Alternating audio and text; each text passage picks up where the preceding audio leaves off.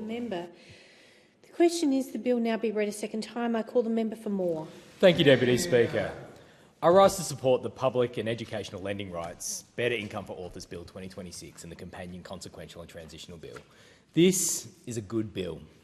It is good for Australian authors, it is good for Australian publishers, it is good for libraries, and ultimately it is good for readers, because if we want Australian stories on Australian shelves, then the people who write, illustrate, translate, edit and publish those stories need to be able to keep doing the work.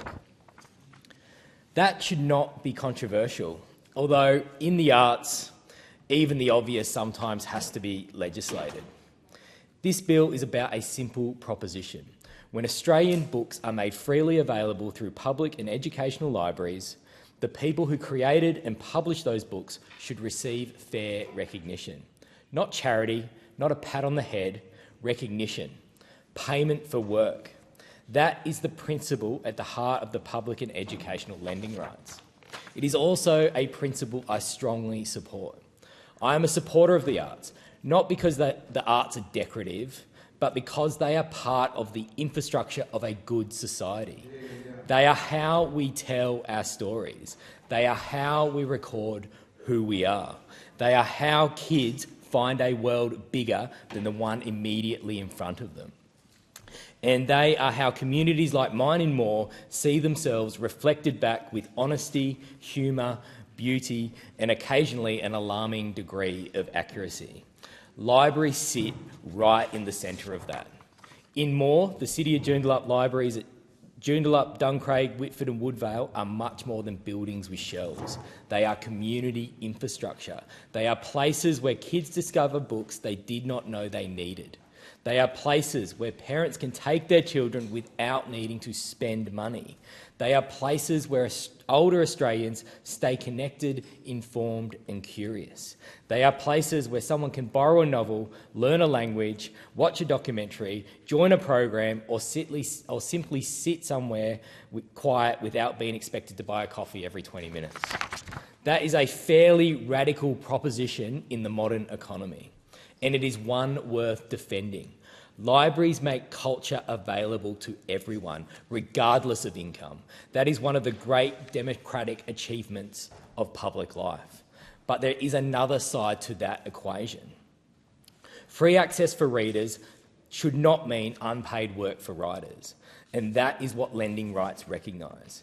When a book is available in a public library or an educational library, that availability has value. The community benefits from it, the readers benefit from it, students benefit from it, schools benefit from it, and the author should benefit from it as well. The public lending rights scheme has been part of the Australian cultural landscape since the Whitlam government approved it in 1974. That matters. It reflects a very Labor idea, that access to culture should be broad, but that the people who make the culture should not be expected to survive on applause. Applause is lovely, but it does not pay the rent, it does not cover groceries, and it is notoriously difficult to use at tax time. The reality is that many Australian authors do not earn large incomes from writing. The Minister has noted that the average income for an Australian writer in 2021 to 2022 was reportedly $16,100.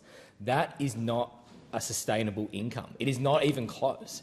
Yet these are the people whose books sit in our libraries, whose stories are read in classrooms, whose work help shape our national imagination. And we should want more Australian writers writing Australian stories. We should want children in Gwelup, Padbury, Craigie and Heathridge to pick up books that speak in Australian voices. We should want emerging writers to look at the industry and think there is a pathway here. It is difficult, but it is possible, and this bill helps with that. It will not solve every challenge in the literary sector, and no one is pretending it will, but it gives practical, concrete measures that improves the system and gives creators certainty. In the 2024-25 financial year, more than 17,000 payments were made to eligible creators and publishers through these schemes, totalling more than $28 million. For some people, the payment may be modest. For many creators, it matters. It can be the difference between taking the time to write the next book or having to put the manuscript away. It can be the difference between staying in the industry or leaving it. It can be the difference between an Australian story being written and that story never existing at all. That is why this bill matters. The bill brings the public lending right and educational lending right schemes together in a single contemporary legislative framework. That is sensible. The public lending right has had a statutory basis for decades. The educational lending right has operated administratively since 2000. This bill brings them together under one roof. That gives authors, publishers, schools, libraries and government a clearer and more modern framework. It also recognises that educational libraries matter. The books students encounter at school can stay with them for life. Sometimes it is the book a teacher puts in your hands at exactly the right moment. And sometimes it is the novel you were supposed to read but only appreciated later. I am looking at The Great Gatsby right now. But sometimes it is the book you pretend not to like because you're 14 and are therefore required by law to be unimpressed by everything. But those books matter. The people who create them matter too. The second important reform that this bill recognises is the digital formats. That is essential. People still borrow physical books, and I hope they always will, but they also borrow ebooks and audiobooks. They borrow through platforms like Libby and Hoopla. They listen in the car, on the train, on a walk, while cooking dinner, or while pretending to clean the garage. That is how people read now, and the law should reflect that. A lending rights scheme that does not properly deal with ebooks and audiobooks would be a scheme looking backwards. This bill looks forward. The government expanded the schemes to include digital content through the revived National Cultural Policy. This bill locks that recognition into legislation. It is important because creators deserve certainty. If digital borrowing is part of the modern library system, then digital borrowing should be part of the modern lending rights system. That is not radical, it is just keeping up. The bill also establishes a unified public and educational lending rights committee with representation from authors, publishers, libraries and the public service. That is good design. The people affected by the scheme should have a role in advising on how it operates. It means the framework is not just imposed from above, it is informed by the people who understand the sector and the practical realities of writing, publishing and library lending. The companion bill then deals with the necessary transitional rights. That is the sort of thing that rarely makes headlines. And fair enough, transitional provisions are generally not where the nation goes looking for glamour. But they matter. They ensure continuity, they protect existing claimants, they make sure the system moves from the old framework to the new without unnecessary disruption. In plain terms, the machinery needs to work. And this bill makes sure it does. I also want to speak more broadly on why this matters to communities like mine. Moore is not just a place of roads, schools, hospitals, shops and sporting clubs. Although all of those matter deeply, it is also a place of creativity. We have local writers, we have musicians, we have visual artists, we have choirs, orchestras, community arts groups, school productions, festivals, exhibitions and people making extraordinary work, often with very limited resources. Earlier this year, I hosted Susan Templeman, the Special Envoy for the Arts, in Joondalup, and we brought together local arts organisations and community representatives, including people from the Peter Cowan Writers Centre, the Joondalup Symphony Orchestra, the Mirabilis Collective, Creative Edge Art Collective, the Joondalup Community Arts Association and the City of Joondalup. The message in that room was clear. There is enormous talent in our community. There is ambition, there is generosity, but there are also real challenges in sustaining creative work. And that is why I keep saying culture is infrastructure. It is not an optional extra.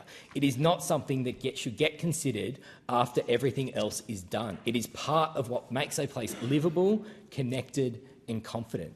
Joondalup is increasingly recognised as Western Australia's second CBD, and if we are serious about that, we need to think about the cultural infrastructure as part of the city we are building. And that means venues, it means festivals, it means public art, it means live music, it means libraries, it means writing centres, it means supporting the people who make the work. Laneway Festival coming to Joondalup Arena showed what is possible when major cultural events are brought north of the river. The Joondalup Festival continues to show the depth of local appetite for art and culture. And our libraries show it every week in quieter but no less important way.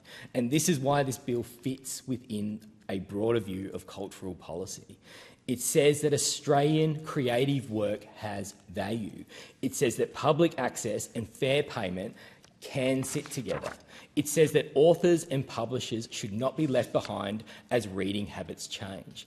It says the Commonwealth has a role in supporting the growth and development of Australian writing and publishing, and that is the right approach.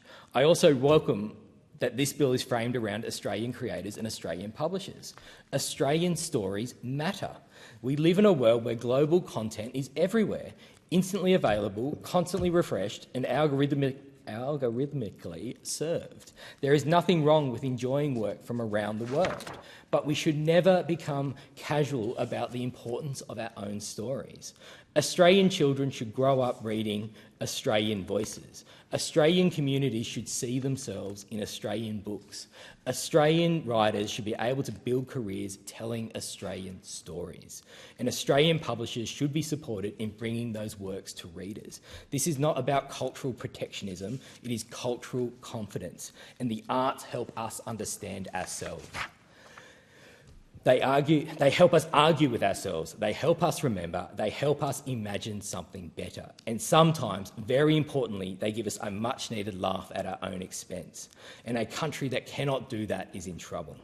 This bill is practical, modern and fair.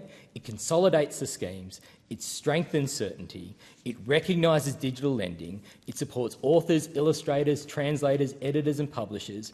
It backs libraries as democratic cultural institutions, and it helps ensure Australian stories continue to be written, published, borrowed and read. Because behind every book borrowed from a library is someone who did the work, someone who sat down and wrote the sentences, someone who revised the manuscript, someone illustrated the pages, someone translated the words, someone edited, published and produced the book. Then the librarian placed it where the reader could find it. That chain matters. This bill respects that chain. It supports the people who make the Australian literary culture possible, and it does so in a way that keeps libraries open, accessible and central to community life. And that is exactly the balance we should be striking. I commend the bill to the House.